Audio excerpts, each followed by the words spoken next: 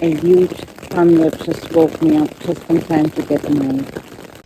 Good morning to day 47, hiking by HEXATREK. I woke up in the middle of the night at around 1 a.m.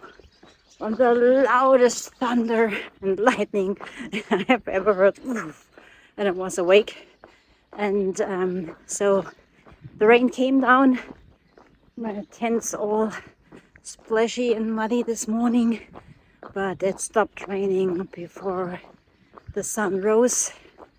And so I think it's good for nature. It's a slight bit still cool, but the forecast for the next days says up to 39.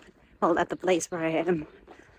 So it might be different where I'm going, but I'm not sure about that. So I'm on the way to the supermarket right now. And today, my taking it slower day, we'll see how that goes with the heat. And there's a lot of altitude again, 2,000 meters up. I thought this was the flat section. Well, step by step. These are the names from yesterday. Bardoux, that was the German-inspired village, and the Georges Derrick, the Kenyan. I looked it up about the Bardoux village. It was a deserted village, and the young people, they all went away, and it pretty much was, you know, in ruins. And a German guy got there and fell in love, and I think with his French wife together, they rebuilt it, and they created a village where you could stay in exchange for help. And so for, I think, the third generation now, people go there, work and live together. And it's primarily Germans. So it's a beautiful path. This is the first flatter section again. And it's once more 1,000 meters up, and it's so hot already. I have not a single dry spot left on my body. In this hut there's still a fire burning, and there's an upstairs floor to sleep. Actually quite nice. This little village might be a big word place. Has 3 bed and breakfasts. I won't use them, but there must be some water there. The hills and mountains of the Cevennes National Park. Some more windcraft. There's all these purple bushes, and quite now it's not exhausting, it's just nice. There's a whole association of old buildings here, and in the app they shared funny guesses how to get in. And how I got in, I just opened the door. This seems to be quite lived in. Am I in a shepherd's house? Oops. Whoa, what a mushroom. That took so long, a downhill with like rocks on the ground, everything loose, slippery leaves. I don't know how many times I stumbled and was sliding. Hui. Yeah, taking it slower as a plan is one thing, but I walked for 6 hours now, and I just got a little bit over 18k. To give you a perspective.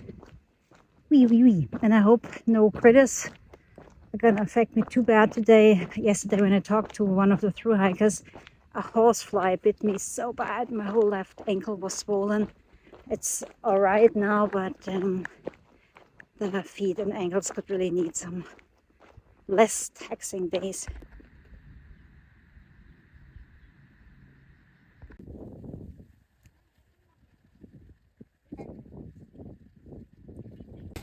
Yet another cute little French place.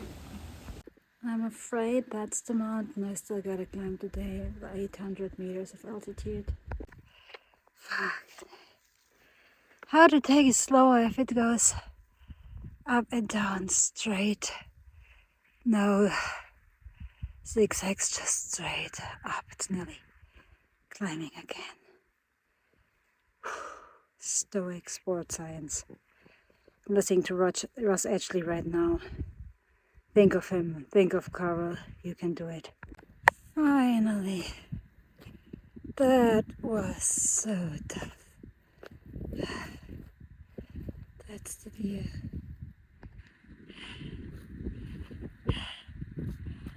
That's the bench I'll sit on right now. Some nice, well-deserved downhill. And I just met the first other hikers, the first HEXATREKers of the day. They'll bivouac up on the summit, and I thought about that as well. But I don't have enough water left because I didn't plan to do it. And again, the shop to reach tomorrow, because I try to keep my pack as light as possible. And the shop tomorrow, once again, closes at 1 p.m. But that will be alright.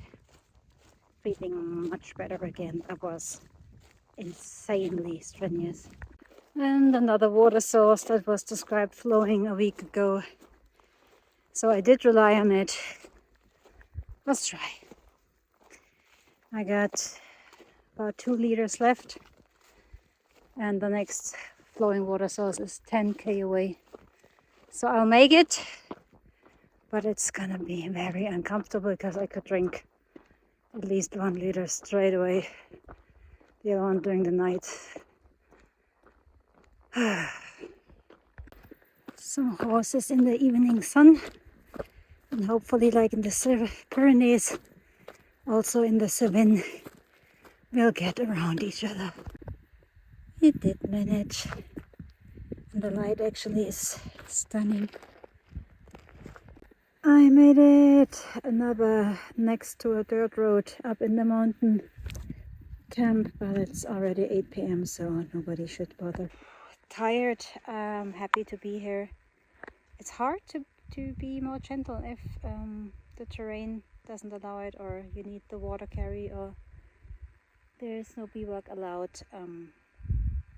Yeah, I need still to find a way, because if I keep pushing like this, it's not much fun.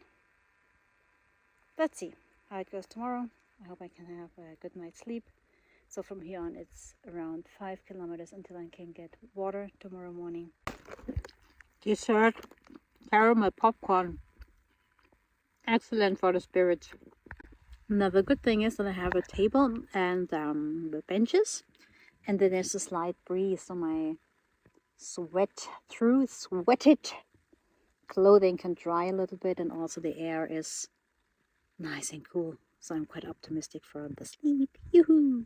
I ended up arriving exactly where I had planned to, but I didn't think I'd get there because it was so slow going and exhausting and difficult terrain again. And I'm kind of torn how to go on the next days. It's between, of course, you have to make miles, you want to get there, you have to consider the weather so that I don't arrive too late in the end, but not overdo it, so that it's still, even though a through hike is not a holiday, it's not a yin yoga retreat, I'm aware of that, but still keep like some joy alive and use opportunities on the way, like in the beginning when I remember, like, if you have your feet in the river and so on.